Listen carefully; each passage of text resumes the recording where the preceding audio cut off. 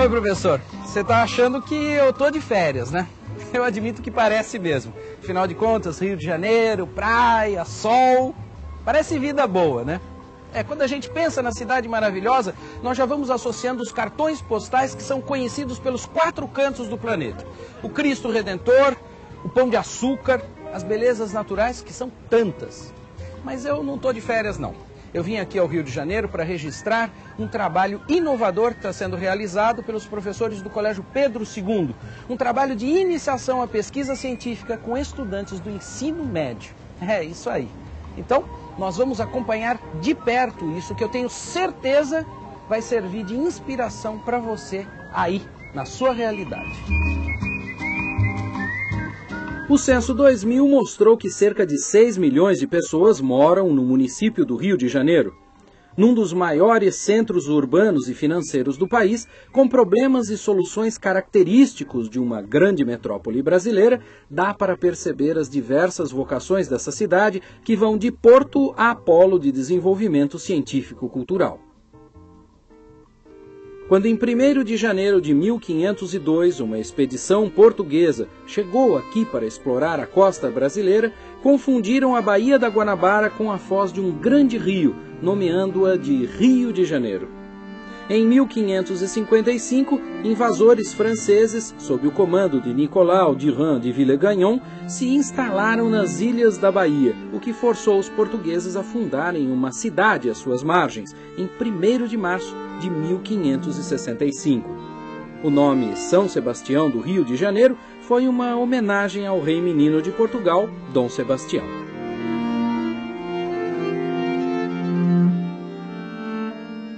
Em 2 de dezembro de 1837, era fundado o Colégio Pedro II, um dos marcos mais importantes e permanentes na história da educação do Brasil. A história do Colégio Pedro II se confunde com a própria história da educação nacional e com a história do Brasil, porque é um colégio que foi fundado em 2 de dezembro de 1837, cujas origens são anteriores, porque elas remontam ao Colégio dos Órfãos de São Pedro e ao Seminário de São Joaquim, não é? Então, desde 2 de dezembro de 1837, o Colégio Pedro II marca sua posição como uma instituição ímpar na história do Brasil. Não só como ex-alunos que tiveram uma importância enorme, né? Basta nós lembrarmos o caso, por exemplo, do Álvares de Azevedo, o Ramis Galvão, o Toné, 3 ex-alunos que chegaram à presidência da República, que foram o Rodrigues Alves, o Marechal Hermes e o Washington Luiz. Quer dizer, um colégio que fornece ao Brasil 3 presidentes da República, eu acho que é um colégio especial. E uma pleiade enorme de brasileiros, de professores que eram os grandes vultos da cultura brasileira. Joaquim Manuel de Macedo, Gonçalves Dias, em épocas mais modernas, o Hahnemann Guimarães, que foi ministro do Supremo Tribunal. Enfim, uma infinidade de nomes que se confundem com a história do Brasil. Como interno, meu país me dava casa, comida, roupa lavada, me dava toda a possibilidade de livros e material escolar, e me dava um ensino esplendoroso, porque os professores naquela época tinham que ser catedráticos. E a maioria dos professores que eu tive no Pedro II eram catedráticos do Pedro II e geralmente da Universidade do Brasil naquela época. Para você fazer uma comparação com o ensino de hoje, eu me aposentei como diretor da Escola de Belas Artes da Universidade Federal do Rio de Janeiro. E eu peguei alunos do 6º período, do 8º período dos cursos mais técnicos da escola e que não sabiam coisas que eu aprendi no 2º do ginásio. Praticamente tudo que eu sei, minha base, minha formação, não foi no ensino superior, foi no Colégio Pedro II, por incrível que pareça, que ensinava naquela época o que hoje está se aprendendo no curso superior. Mas quem acha que o Colégio Pedro II só tem histórias do passado, se enganou. Professores e estudantes estão construindo uma história de sucesso e tem pique de sobra para o futuro.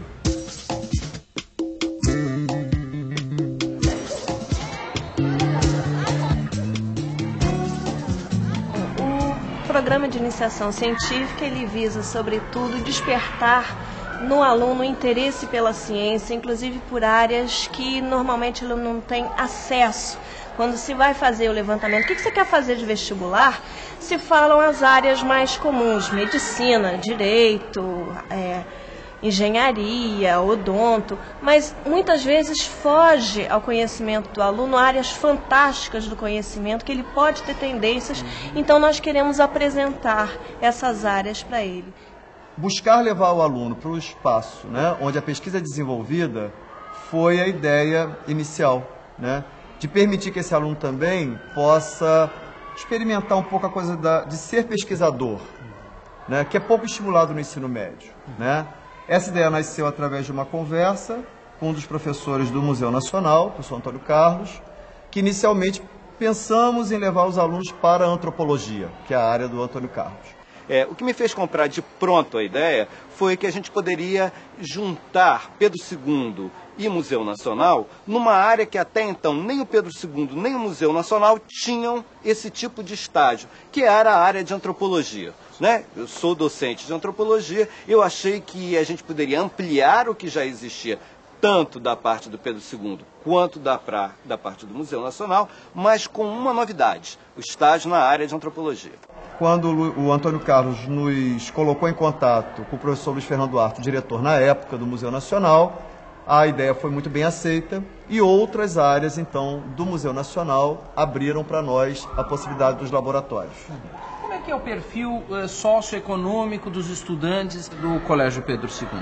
Bom, o colégio tem alunos de todas as camadas sociais, econômicas. É um colégio com um perfil muito eclético nesse sentido. Nós temos uma forma de ingresso em termos de, no inicial, por sorteio, e depois nós temos concurso na 5ª série e na 1ª série do ensino médio. Então, isso faz com que a gente tenha uma variabilidade de alunos bastante grande. Sem contar que são 10 unidades, o colégio é um colégio muito grande, então a massa de estudantes é heterogênea, mas ao mesmo tempo bastante homogênea nos princípios que regem o colégio.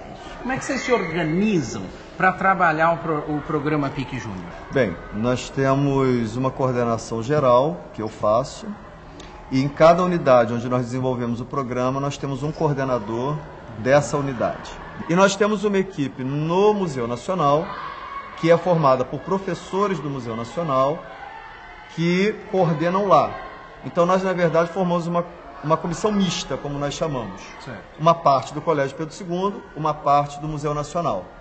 Nos encontramos eventualmente para avaliar o programa e para traçar o planejamento do programa. Porque eu acho que a seleção, nesse sentido, ela é bastante criteriosa e ela procura avaliar muito isso. Quer dizer, o aluno que tem uma certa autonomia, o aluno que não está esperando tudo pronto, que corre atrás, né, que tem jogo de cintura. São algumas características que a gente busca no perfil desse aluno. A nossa seleção, ela dura um semestre. Ela começa em agosto com a divulgação do programa e ela vai estar sendo concluída em dezembro, porque nós temos visitas ao museu, é um processo lento. E a seleção, ela acontece ao longo do semestre. Inicialmente a gente apresenta o programa de uma forma bem genérica.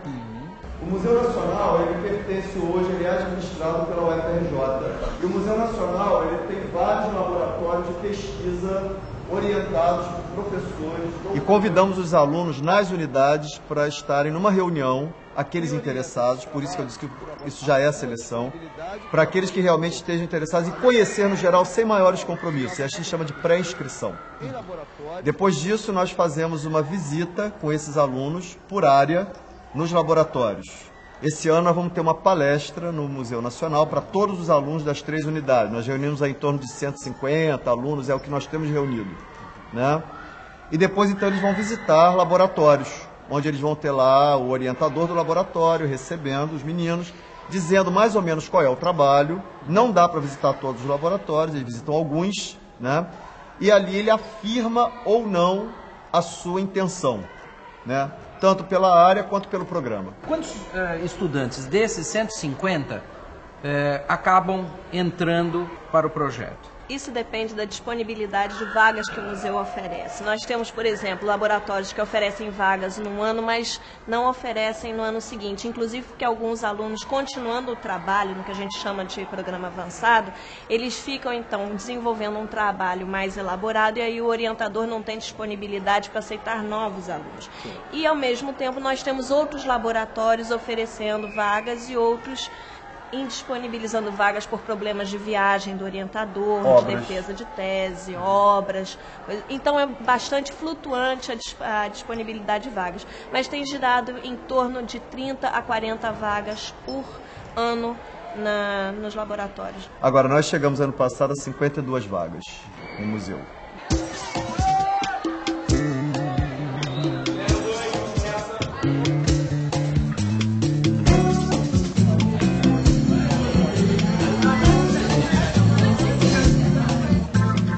Gente, nós vamos agora conversar com pesquisadores e técnicos da Universidade Federal do Rio de Janeiro, a UFRJ, que juntamente com professores do Colégio Pedro II, orientam os estudantes em suas pesquisas de laboratório.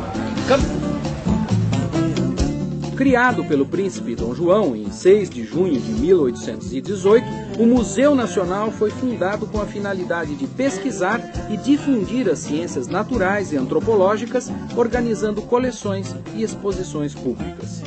Hoje, o Museu Nacional faz parte da Universidade Federal do Rio de Janeiro. Mas o primeiro passo mesmo é fazer a divulgação. E aqui no museu a gente faz junto aos professores. Como é que é?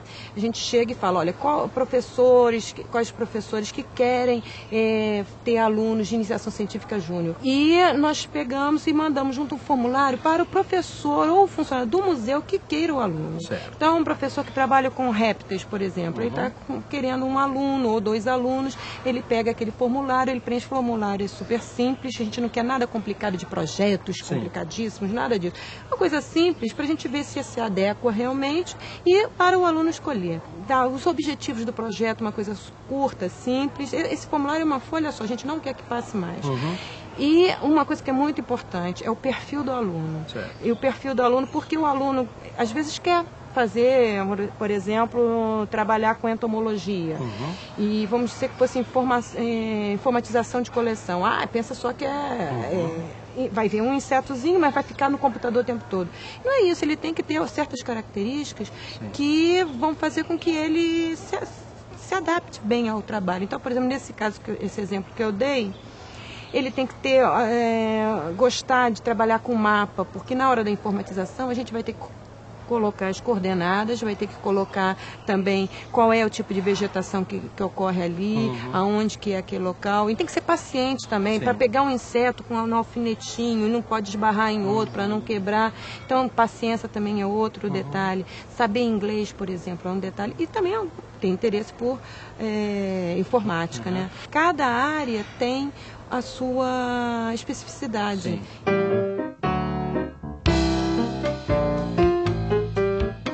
Que é a anatomia vegetal? No caso é você conhecer um pouco mais da planta, você conhecer assim as características internas dela, você conhecer assim no caso o que faz ela medicinal, entendeu? Essa é a terceira turma, a terceira experiência. E por incrível que pareça, lá no meu laboratório, as 3 experiências têm sido coroadas de pleno êxito, têm sido magníficas. As outras, uma delas até levei a um congresso de botânica na Paraíba, em João Pessoa, foi há 2 anos atrás, e respondem magnificamente bem. Eu particularmente estudo Ficus arpazusa. Aqui, se você quiser ver, é a epiderme, uma parte da epiderme, que se você prestar atenção tem umas boquinhas, chamadas estômatos. E existe uma outra parte que até para distinguir a parte superficial da parte inferior da epiderme. E também estou no mesmo processo que a Tayane, já fiz meu laminário e a gente vai partir agora para um projeto de tirar fotos, começar os relatórios. Esse aqui é o teu laminário? Esse é o meu laminário, eu fiz o meu próprio laminário. Esses alunos, eles têm muitas vezes participado de trabalhos não só deles que estão desenvolvendo no programa do PIC Júnior, mas acabam se envolvendo na elaboração das dissertações de mestrado que eu oriento, recentemente uma tese de doutorado. Enfim, o resultado para mim tem sido surpreendente e magnífico. Foi legal para mim porque eu tive contato com pessoas que estão fazendo, às vezes não nessa área do Ficus, Mas em outras áreas, pós-graduação, doutorado e mestrado, e às vezes eu aprendia coisas que iriam me influenciar no meu trabalho. E isso eu achei assim super legal. No caso, o material que ela estava trabalhando é muito pequeno. Tá. Então ela fez um pequeno cortezinho na cenoura. Na base da cenoura. Na base da cenoura, colocou o material e fez cortes finíssimos. Não sei se dá pra você perceber aqui, ó. Como é que é preparar gente para fazer pesquisa, particularmente gente tão jovem? Mas gente tão jovem de boa qualidade, diga assim. Então essas pessoas que têm esse interesse, em pouco tempo elas absorvem o conhecimento. Eu sento com elas inicialmente e digo, as etapas de uma preparação são essas, é assim que se faz, por que se faz. Isso aqui, quando você trabalha com epiderme, você usa muito a safranina e tal. Mas quando você trabalha a planta mesmo, você pode usar violeta cristal, safrablau, são corantes específicos para esse tipo de trabalho, que é assim, no caso, facilita a visão no microscópio. A gente percebe que os alunos têm muito carinho por você e você tem um carinho muito grande por eles. Como é que é isso para você? Recíproca. Eu acho que se eu dou alguma coisa e que eles estão gostando, com certeza eles também me devolvem de uma maneira carinhosa. Enfim, são muito respeitosos, alegres, brincamos em momentos de descontração. Então, acho que é essa a fórmula do bom relacionamento que nós temos tido.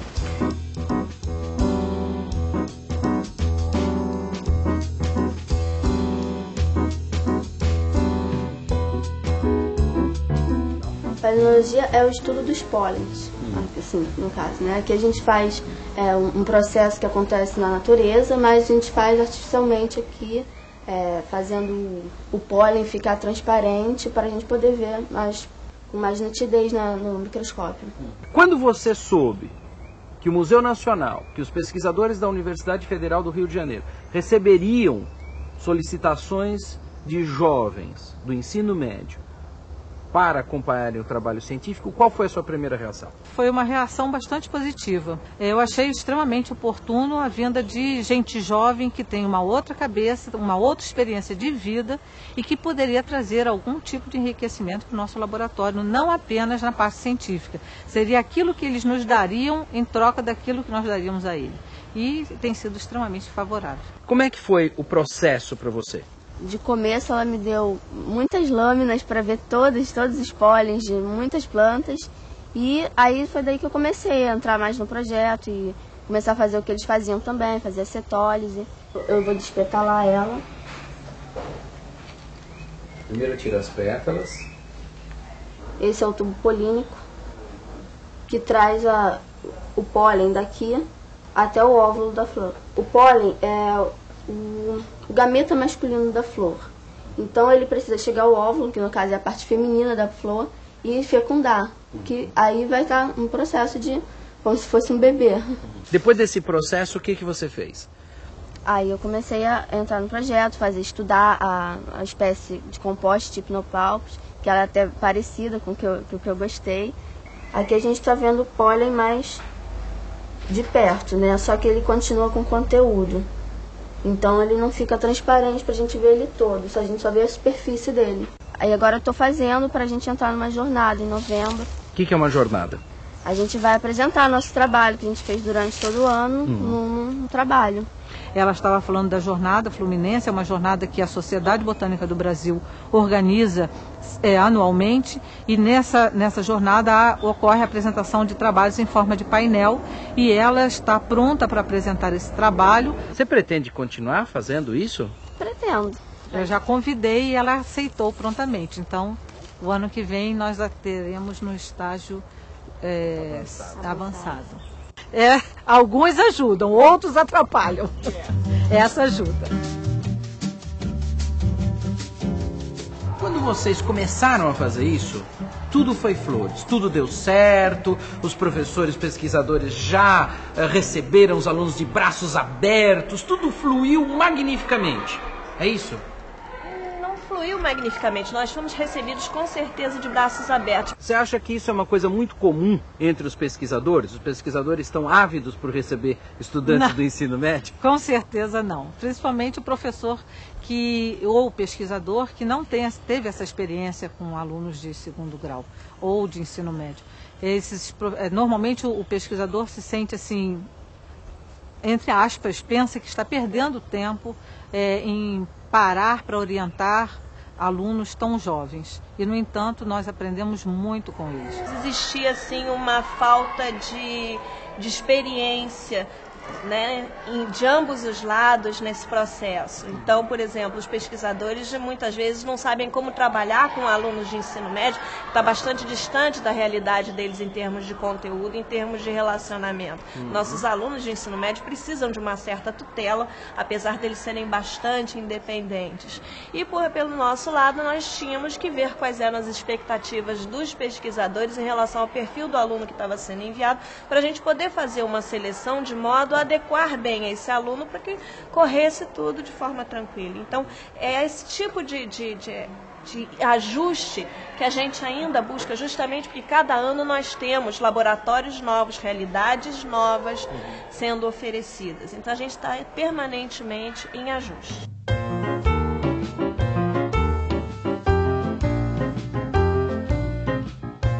Vale a pena orientar estudantes de ensino médio? Olha, eu vou lhe dizer que as duas do ano passado eu peguei pela primeira vez, tá? Luciana e Juliana. Uma do segundo e a outra do terceiro ano. Excelentes, tá? A parte visual, que é separar esses ossos de reconhecimento, é explicar e pegam muito fácil isso, tá? Então, a Janda está começando agora, ela só foi para o campo, foi muito bem no campo, é um trabalho muito duro. No campo nós trabalhamos de 7 da manhã às 5 da tarde, todos os dias, sem descanso. É um trabalho muito duro e ela foi excelente, participou da escavação em geral, todos os tipos, o trabalho de reconhecimento de pintura rupestre. Aqui tinha um monte de material misturado, osso, moluscos. Então a gente começou a separar por ossos, tipos de ossos, fêmur, mandíbulas, dividir por direito, esquerdo, humano, animal. Então é um processo, você primeiro faz separação, limpeza, classificação, datação, tudo isso tem que ser feito e leva muito tempo. A gente coloca esse plástico em cima da pintura, né, e passa com a caneta em volta dela para ter uma ideia do tamanho real da figura que está pintada na parede. E depois a gente traz todos esses plásticos assim para fazer a escala, reduzir para poder trabalhar mais facilmente, né. Ela quer abraçar o mundo com as pernas, com o braço, com tudo, né. Ela quer saber muita coisa, então ela fez cursos vários e tudo, né. E sempre querendo saber alguma coisa a respeito da vida profissional, né? E esse estágio realmente veio assim na hora certa, né?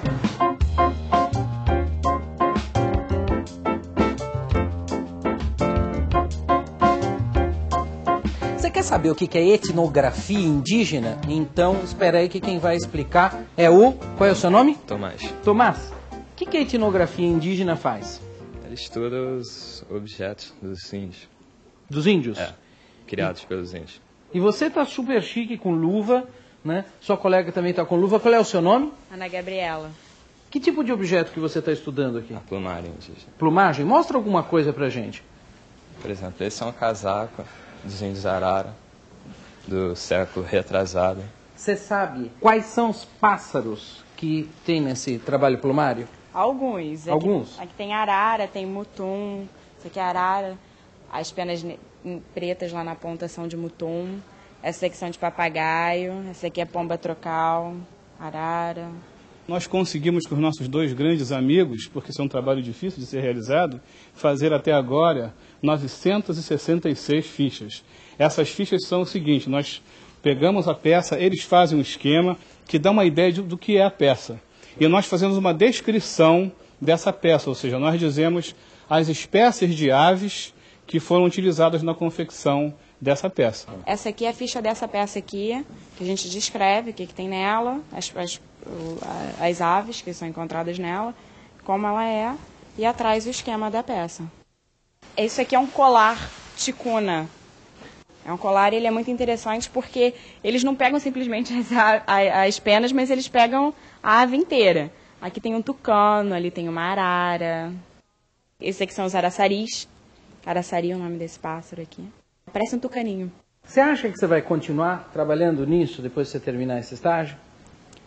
Não sei se nessa área de biologia especificamente, mas eu me interessei bastante pela parte de história, que vi bastante do trabalho historiador e gostei. Achei bem o trabalho de museóloga também, achei interessante. Está sendo muito bom para a escolha profissional dela. Ela já quer fazer história, quer fazer um pouco de turismo, quer misturar as duas coisas. E, às vezes a pessoa chega na hora da prática e vê que realmente não é o que queria. E eles não, é tudo novidade. Estão gostando muito. E claro que se ela não tivesse nenhuma tendência por esse lado, ela nem teria escolhido, não teria aceito esse projeto. E ela aceitou e está levando muito a sério, está fazendo muito bem a ela. E a mim também, né? Que é como se fosse uma continuidade. Quando o aluno se identifica com o trabalho, a gente vê que ele sai super interessado e que, mesmo que ele não vá fazer paleontologia como a sua ideia de continuidade de vida, você consegue despertar algumas coisas como interesse pela pesquisa científica, um interesse por essa atividade do meio, vamos dizer assim, acadêmico e de pesquisa. Tá?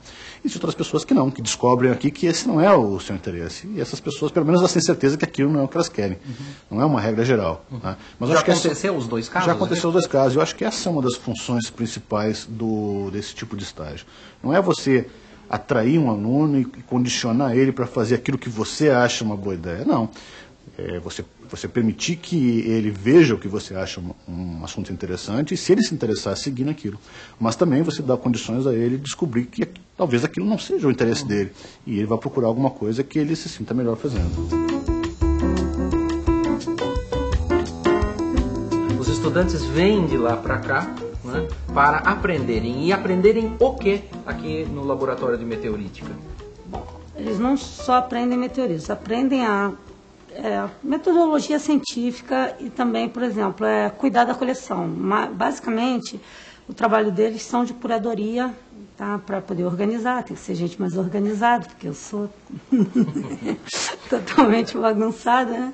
Você fez um estudo, fez um trabalho até sobre meteoritos? Isso, eu fiz junto com uma amiga minha que me ajudou a fazer o trabalho. Nós fizemos um levantamento estatístico tanto dos meteoritos em relação ao horário e ao mês que eles caíram. E como que vocês fizeram esse levantamento? Está aqui os resultados, inclusive. Isso, são os resultados, as conclusões que nós podemos chegar aqui. Esse daqui nós juntamos as estatísticas do Mason, que ele fez a estatística de 1800 a 1961, e nós completamos o trabalho dele com o nosso trabalho.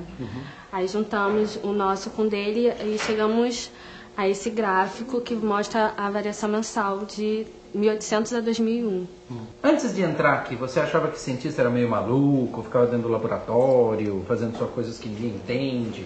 Eu acho que é meio maluco para poder ficar dentro de um laboratório, mas eu me encaixo nesse perfil. Você se encaixa? Você acha que você é meio louquinha e dá para trabalhar desse jeito? Dá. Você vai continuar fazendo o estágio? Pretendo. Pretende? Pretendo, sim. E depois disso você quer fazer astronomia na Universidade Federal? O que você pretende fazer? Eu pretendo fazer química, que também mexe um pouco com meteoritos. Mas eu estou meio mudando de área, mas química é o que eu pretendo. Todo o trabalho que eles tiveram aqui vai levar, então por isso vai levar para a vida deles, né? Um conhecimento que adquiriram.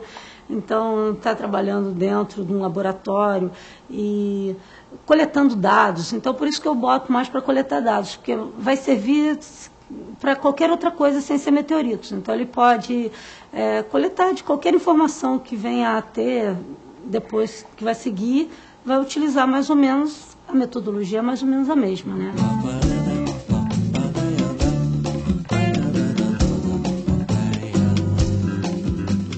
Achei que primeiro seria um desafio, né? Como trabalhar com estudantes do ensino médio que não passaram ainda por uma graduação, talvez tivessem um conhecimento que eu imaginava que fosse talvez aquém do que eu precisava. E foi uma grande surpresa, porque na verdade eu percebi que o que eles não tinham de conhecimento, eles compensavam com interesse, com motivação, com vontade de aprender.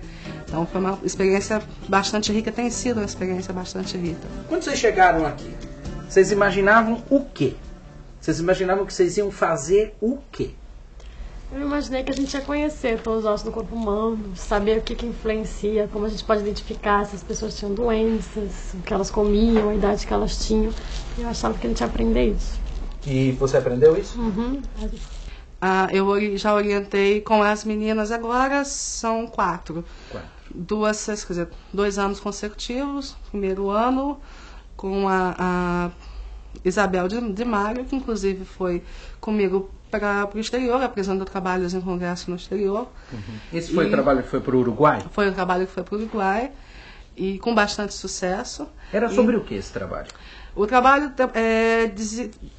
dava conta da análise preliminar de um sambaqui localizado na região de Angra dos Reis, e ela fez toda a parte de curadoria, de avaliação das condições de preservação e a contagem de indivíduos, quantos indivíduos tinham naquele sambaqui, quais eram as condições gerais de saúde, uma coisa inicial, mas é um trabalho fundamental para a gente começar a trabalhar mais aprofundadamente com os esqueletos a partir daí. No ano seguinte, esse primeiro trabalho ela fez em parceria, ela era a terceira autora. No ano seguinte, no Congresso de Arqueologia, ela já trabalhando com patologias dentárias, ela foi a primeira autora do trabalho, apresentou o trabalho oralmente sozinha, e agora esse artigo vai sair nos anais do Congresso da Sociedade de Arqueologia Brasileira também. E é o que eu pretendo fazer com as meninas também aqui. E eu acho que é isso que constrói essa relação tão boa, né, de afetividade, de respeito basicamente, né, um pelo outro. No museu não é diferente, né? A gente foi chegando devagarinho, foi se conhecendo e a gente tem visto o esforço de cada um para o conhecimento, a construção desse conhecimento, para o crescimento desses meninos, dessa juventude, né? A gente tira dúvidas, né? Por exemplo, alguns ossinhos aqui que são difíceis de reconhecer, ela está sempre aqui perto da gente para ajudar. E ela é exigente? Bastante. Porque a exigência faz parte do trabalho, né? Se a gente vai fazer algo, a gente tem que dedicar e fazer um trabalho bom. Vocês vão publicar um trabalho agora em parceria com a professora Cláudia, né? E o que vocês estão achando disso? É uma experiência muito legal, até porque nós não temos ainda essa experiência prática e vai ser um trabalho interessante, porque nós vamos até nos basear na tese de mestrado da Cláudia Rodrigues. É sobre desgaste dentário. A partir do trabalho aqui, a gente tem contato com todas as etapas da pesquisa científica, desde as partes, às vezes, mais monótonas até aquilo que é interessante. Quer dizer, você perguntar, você questionar sobre o mundo que te cerca ou sobre o passado da nossa sociedade, o passado de outros grupos. Então, isso enriquece a pessoa e faz a pessoa se tornar uma pessoa questionadora também.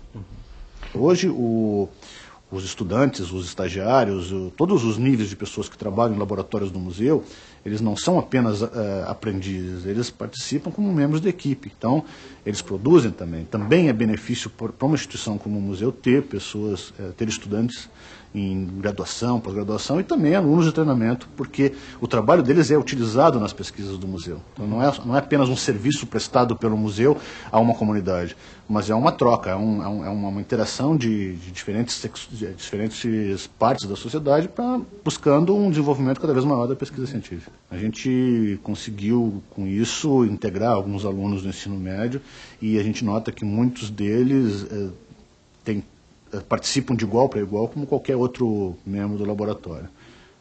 Eu não sei se outras instituições com outras características, qual seria o resultado. Imagino que sempre se pode achar uma saída positiva para esse tipo de integração. No caso do museu, ela funcionou muito bem, tanto que esse programa já tem algum tempo e a gente não tem nenhuma crítica, nenhum senão que a gente possa dizer. Ele só vem melhorando ao longo do tempo, porque todas as coisas melhoram ao longo do tempo. Esses trabalhos são desenvolvidos em ciências naturais, suas tecnologias, e também em ciências humanas e suas tecnologias. Nós temos também a área do estágio profissional, onde os meninos trabalham na biblioteca, na informática, no setor de assistência ao ensino, onde eles trabalham como guias do Museu Nacional, eles aprendem a fazer o trabalho de guia. Nós temos também a arquivologia, o projeto Memória, que está desenvolvendo um trabalho em relação ao paço, em termos arquitetônicos, fotografia, química dos materiais utilizados originalmente na construção do paço. Quer dizer, nós temos a museologia, então nós temos o desenvolvimento de várias áreas aí. É justamente quando a gente senta junto e descobre as coisas junto. Né? Tem uns textos que a gente teve que decifrar, foram manuscritos. Muito e tinham palavras assim, meu Deus, o que ele escreveu aqui? Não adianta lupa, não adianta nada. A gente olha, vai ter que... Aí vê depois se tem uma outra letra parecida para parecer, não, então isso aqui é um L. Então aquilo ali é um L, aí descobre tudo, assim. Aí descobre. Às vezes aquela palavra é fundamental no documento, né? Quando a gente pensou em quais são as nossas áreas de atuação, seria a arquitetura e a história, né? E, então, como é que a gente pode vincular um grupo de adolescentes, né, com o trabalho da gente, né? Como passar isso para eles? E aí foi quando a gente pensou em trabalhar com eles em cima dos conceitos, né, que estão relacionados tanto com a arquitetura quanto com a história. Quer dizer, a gente não traçou como objetivo ensinar os estagiários a fazer arquitetura, né, e nem a fazer história. O nosso objetivo era dar um primeiro contato para eles, para poder, como é que eu posso dizer, poder dar um gostinho para eles quererem aprender mais. Quando a gente está pegando os documentos que eu tenho que procurar alguma coisa, alguma pista de como isso aqui era antigamente. Aí quando eu acho, aí eu fico tão feliz assim. Aí eu começo a ver, tinha um parapeito, tinha uma escada redonda, tinha assim, aí eu fico toda feliz assim. E quando não acha? Aí o trabalho não rende, assim, aí eu vou passando, vou continuando lendo, assim. Mas aí descobre outras coisas, assim.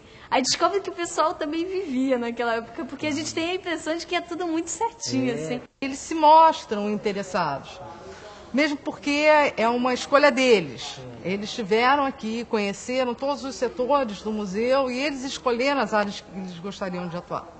Descobri que o pessoal que viveu antigamente não era um bando de bonequinho. Igual perfeito, assim, aquelas pessoas que aparecem, tipo, na TV, tudo perfeito, as pessoas aceitam tudo, assim. Era tudo igual hoje, assim.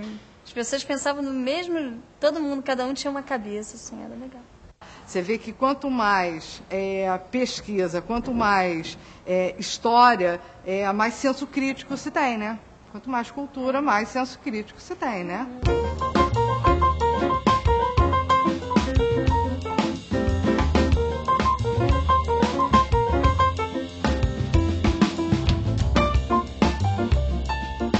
Embora dispondo de recursos humanos e financeiros modestos, nós estamos conseguindo uma pequena recuperação.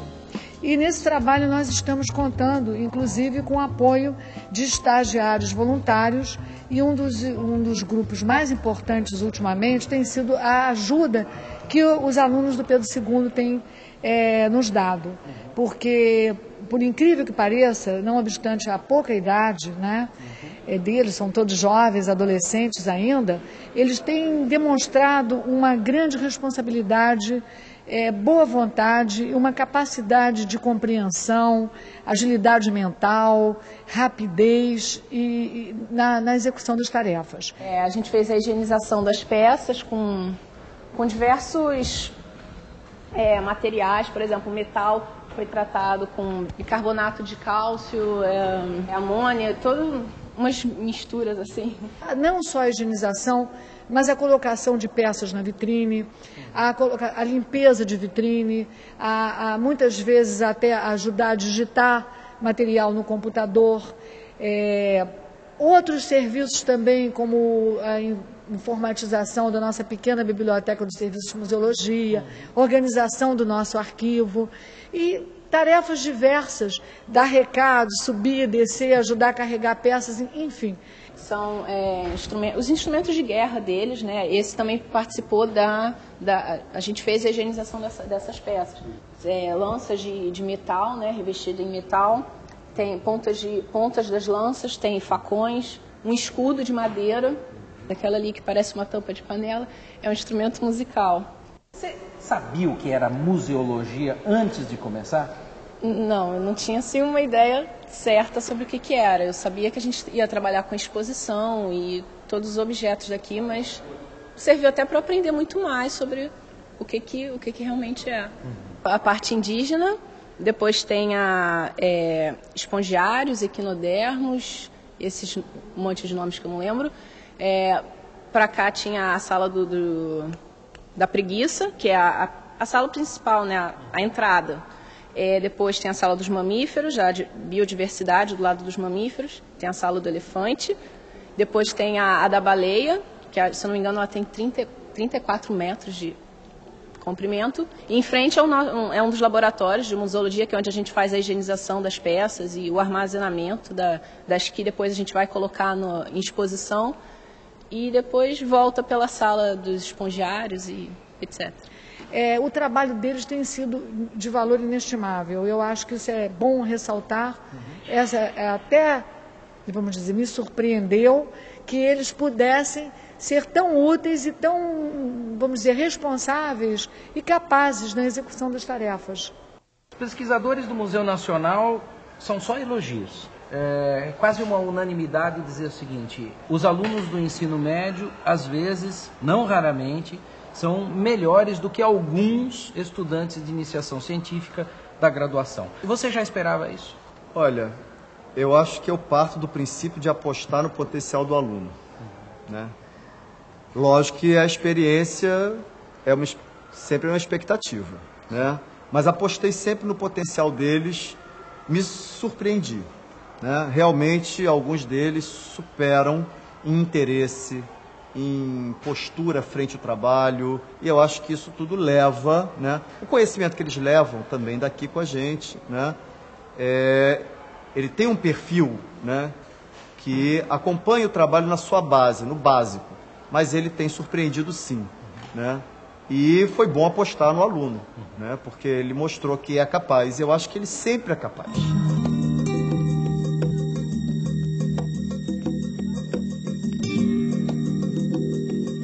Bom, a gente guia as turmas, né? Os colégios marcam as visitas aqui no museu, chegam aqui e a gente está aqui para guiar pelo museu. O SAI é a seção de extensão e ensino. Primeiramente, quando a gente veio visitar, a coordenadora ela fez uma visita pela gente no museu e explicou o que a gente teria que fazer. E isso despertou interesse, por mais que a gente tenha visitado outros laboratórios. E depois a gente escolhe o que a gente quer fazer. E quando a gente vai ver se a gente conseguiu o estágio ou não, a gente vê o nosso nome e ele tá no SAI. A gente fica uma semana para ver se a gente gostou e se a gente gostou a gente continua. Essa sala aqui é a sala dos meteoros. Alguém aqui tem noção do que seja um meteoro? Não. Olha só, o meteoro é um fragmento de um asteroide. Eu não estava muito animada antes de eu entrar aqui. Aí falou, você foi escolhida. O professor, ele explicou tudo, ele disse que vocês foram escolhidas dentro de muitos. Então isso, sabe, aguça o seu ego. Então você fica se sentindo importante. E eles dão uma assistência toda acompanhada, certinho. Você é sempre acompanhado. Então, a gente se sente muito bem. Porque, na verdade, houve uma seleção, né? A gente fez redações e tal, aí a redação teve que ter sido selecionada entre outras, depois a gente ainda passou por uma entrevista e tal, sabe? Então é muito legal estar aqui. É como ela falou, dá uma sensação boa, sabe? Essa primeira sala aqui, a gente vai começar com essa preguiça gigante, que é muito famosa, e muita gente que vem aqui pergunta, é um dinossauro e tal, até porque... Deixa eu ver isso aqui que parece ferro. Exatamente, vocês são classificados com tanto de ferro alguém que tem. O aerolito é o tipo mais raro de meteorito que você pode encontrar, porque já tem 5%. Tem que estudar, além das 4 horas que você faz do estágio semanal aqui? Algumas coisas a gente leva para ler, sabe, uma curiosidade a mais sobre algumas salas, mas só para complementar, mas não é nada assim maçante que você tenha realmente que deixar de fazer alguma outra coisa para ler, nada não. Tem gente que volta depois com pai, com mãe, essas coisas? Tenho. Agora há pouco teve um colégio que o nosso dia aqui é quinta e sexta. E teve um colégio que mandou um fax pedindo pra gente vir um dia fora, que eles tinham adorado a visita, pra gente repetir isso. A gente tem até um fax, a gente moldurou. Nós conversamos com 2 meninas, elas são super à vontade, conversam, olham pra câmera, falam com as pessoas. Olha, eu acho muito interessante que às vezes você olha um jovem E quando a gente olha para alguém, a gente já está julgando aquela pessoa, aquele cabelinho vermelho, né? E a gente se surpreende com a capacidade dos jovens, né?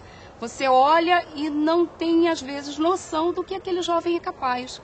A gente vê um trabalho sério, comprometido, sabe?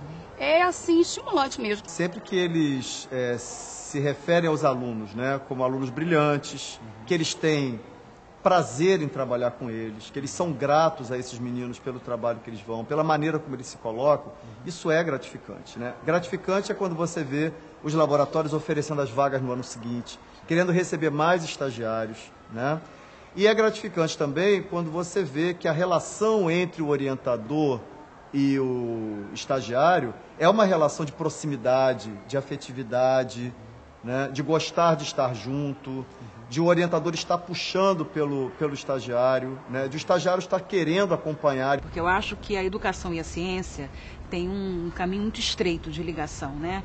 E eu acho que são dois fatores fundamentais para o país, né? Para o crescimento do país mesmo. Eu acho que a divulgação da ciência, nesse momento, se faz muito importante. E com esse tipo de projeto, é que a gente pode levar, né, ao aluno esse tipo de conhecimento. Não dá muito trabalho?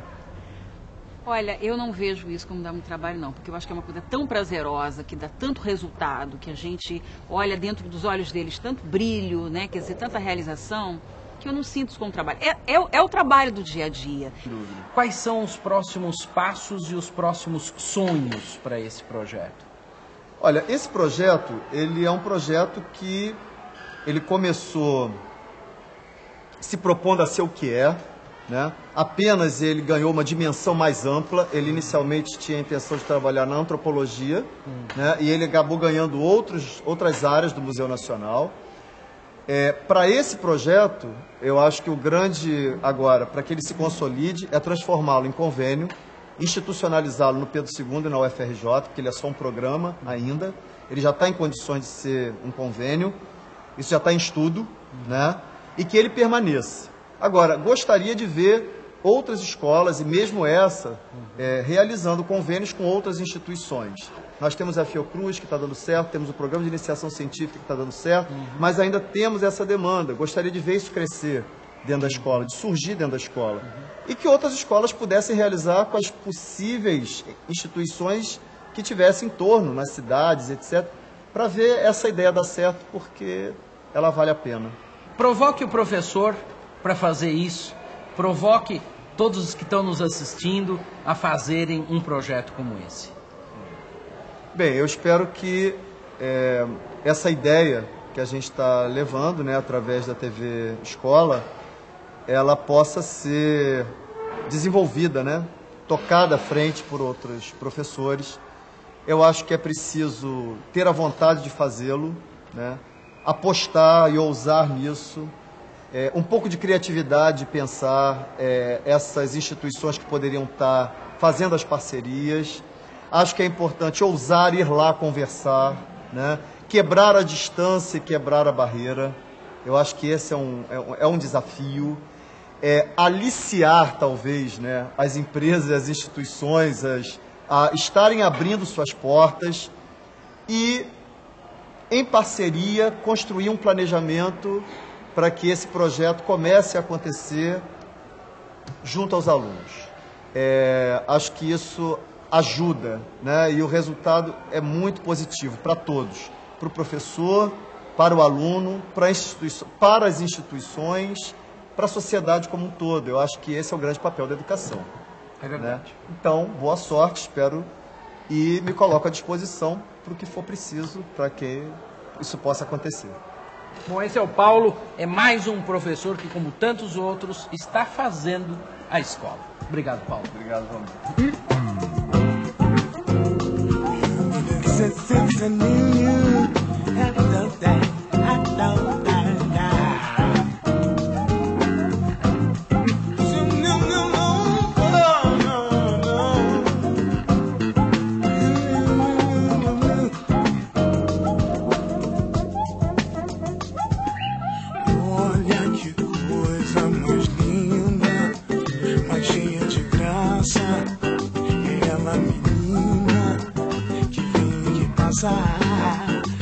se balança.